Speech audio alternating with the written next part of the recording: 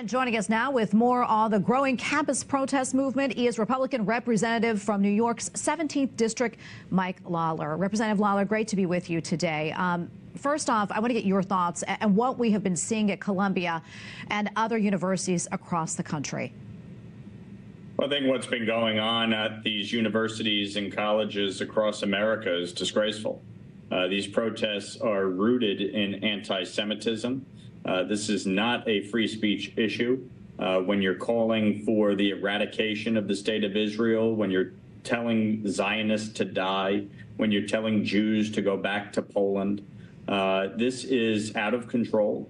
And these administrators have failed in their primary responsibility, which is to ensure the safety and well-being of all of these students and allow for a robust debate on the issues, but one rooted in truth and facts and no threats of violence. And so it's incumbent on Congress to act and ensure that the Department of Education can crack down on these Title VI violations of the Civil Rights Act of 1964. And that's why I've introduced, and we're going to pass today, the Anti-Semitism Awareness Act, which would require the department to adopt the IRA working definition of anti-Semitism and use that as the grounds for its Title VI violation discrimination cases. And we also learned that the wife of a convicted terrorist was part of the encampment at Columbia.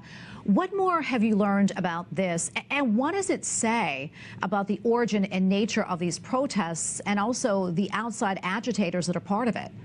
Well, there's no question we've learned over the past few weeks that many of the folks that are engaged in these protests are outside agitators paid by organizations on the far left that seek to undermine and sow dissent in America. And so when you see the fact that a terrorist wife was involved and engaged in the protests at Columbia, it raises serious red flags as to what is at the root of these protests. And I think both the colleges and those engaged in funding these protests need to be held accountable. And I think there needs to be a criminal investigation as to the ties and associations with terrorist organizations. You have students chanting, "We are Hamas." You have Hamas, Iran, China praising these protests, endorsing them, embracing them. That speaks volumes to what is happening on our college campuses here in America. And the time for action is now. And frankly, those that are responsible and have been engaged in fomenting this anti-Semitic hate need to be held criminally liable. And what are you hearing from your constituents about what's happening at Columbia?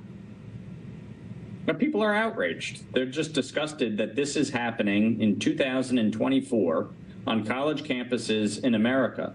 And if you're a parent, imagine paying nearly $100,000 a year to send your child to Columbia University, where they're supposed to get a quality education and become a productive member of society.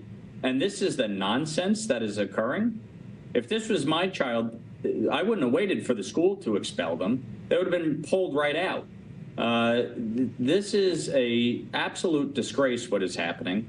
And I think across the board, from parents to educators to administrators to elected officials, we need to make sure that there is accountability here. Congressman, thank you for your time. Always appreciate it. God bless. Thank you.